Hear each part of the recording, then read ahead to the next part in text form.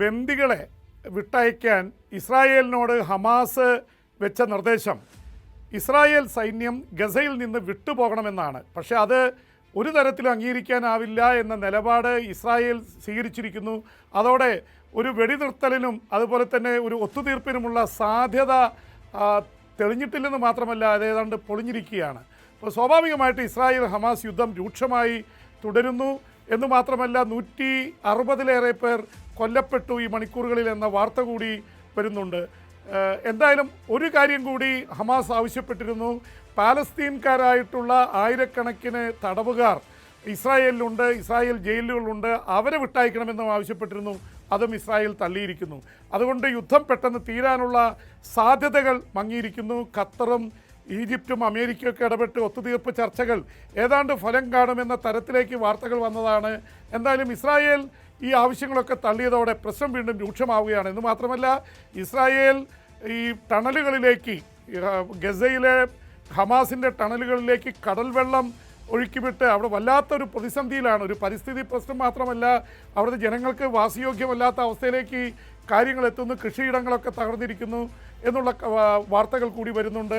എന്തായാലും ഇതിനിടയിൽ ഈ ഹമാസ് ഇസ്രായേലിൽ കയറി ആക്രമണം നടത്തിയ ഒക്ടോബർ 7 ഇത് സംബന്ധിച്ച് ചില വെളിപ്പെടുത്തലുകൾ വരുന്നുണ്ട്. അന്വേഷണ കമ്മീഷൻ നടത്തുന്ന തെളിവെടുപ്പിലാണ് അവിടെ ഇസ്രായേലി സ്ത്രീകളെ ഹമാസ് നേരിട്ട് ഉപദ്രവിച്ചതിൻ്റെ, ലൈംഗികമായി പീഡിപ്പിച്ചതിൻ്റെ തെളിവുകൾ നിരത്തിയതായി ഇസ്രായേൽ പറയുന്നു.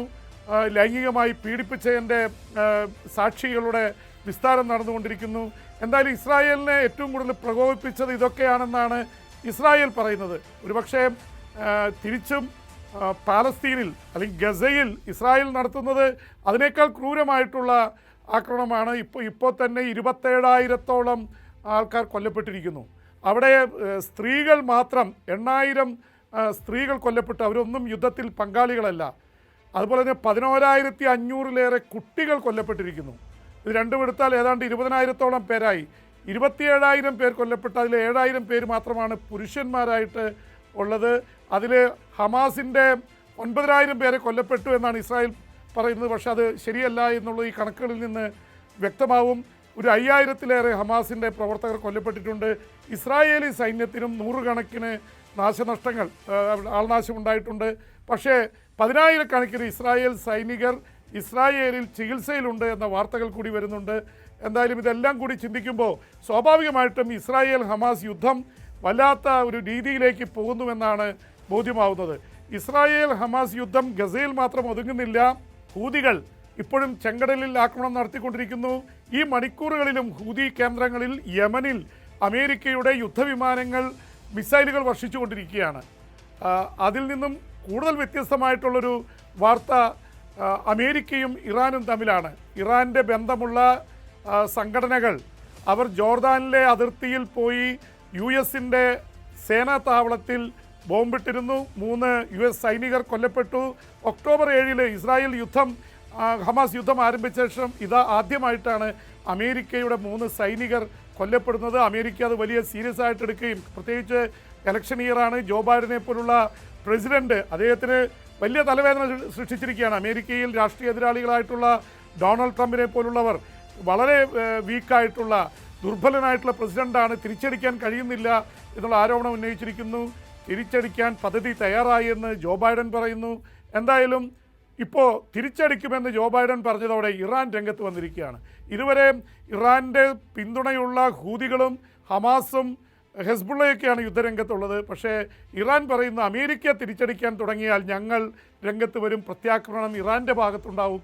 അങ്ങനെ വന്നാൽ പശ്ചിമേഷ്യ മുഴുവൻ യുദ്ധക്കളമായി മാറുന്ന ഒരു ഭീഷണി കൂടി നിലനിൽക്കുന്നുണ്ട്. അപ്പോൾ ഇതൊരു വല്ലാത്തൊരു അവസ്ഥയിലേക്ക് കാര്യങ്ങൾ കൊണ്ടുപോയിരിക്കുന്നു. അതിനിടയിൽ ഒരു പക്ഷേ ഇറാനിലെയും പാകിസ്ഥാനിലെയും മത്സ്യത്തൊഴിലാളികൾ പോയിരുന്ന ബോട്ട് സൊമാലിയൻ കടൽ കൊള്ളക്കാർ പിടിച്ചെടുത്തിരുന്നു. ഇന്ത്യയുടെ നാവികസേന ഇടപെട്ട് അവരെ രക്ഷപ്പെടുത്തി. അപ്പോൾ ഒരുപക്ഷെ വിചിത്രമായിട്ട് അല്ലെങ്കിൽ കൗതുകരമായിട്ട് തോന്നാം, പാകിസ്ഥാനിലെയും ഇറാനിലെയും മത്സ്യത്തൊഴിലാളികൾ ഇന്ത്യൻ നാവികരോട് നന്ദി പറയുന്ന ദൃശ്യങ്ങൾ വലിയ വൈറലായിരിക്കുകയാണ്. ഇന്ത്യയും പാകിസ്ഥാനും ശത്രു രാജ്യങ്ങളാണ്. എന്തായാലും പാകിസ്ഥാനികളെ ഇന്ത്യൻ നാവികസേന രക്ഷിച്ചു എന്നുള്ളത് അന്താരാഷ്ട്ര മാധ്യമങ്ങളിൽ നിറഞ്ഞു നിൽക്കുന്നുണ്ട്. ഇറാനെ സംബന്ധിച്ചിടത്തോളം ഇറാനും ഇന്ത്യയുമായിട്ട് ബന്ധത്തിൽ വഷളല്ല, എന്നാലും ഇറാൻ ഒരുപക്ഷെ അമേരിക്കയുമായിട്ടും ബ്രിട്ടനുമായിട്ടും ഇറാൻ്റെ പിന്തുണയുള്ള ഹൂതികൾക്കെതിരെയുള്ള പോരാട്ടം നടക്കുന്നു. അതിനിടയിൽ ഇറാൻ്റെ മത്സ്യത്തൊഴിലാളികളെ ഇന്ത്യ രക്ഷിക്കുന്നുവെന്നുള്ളതും വലിയ വാർത്തയായി മാറിയിട്ടുണ്ട്.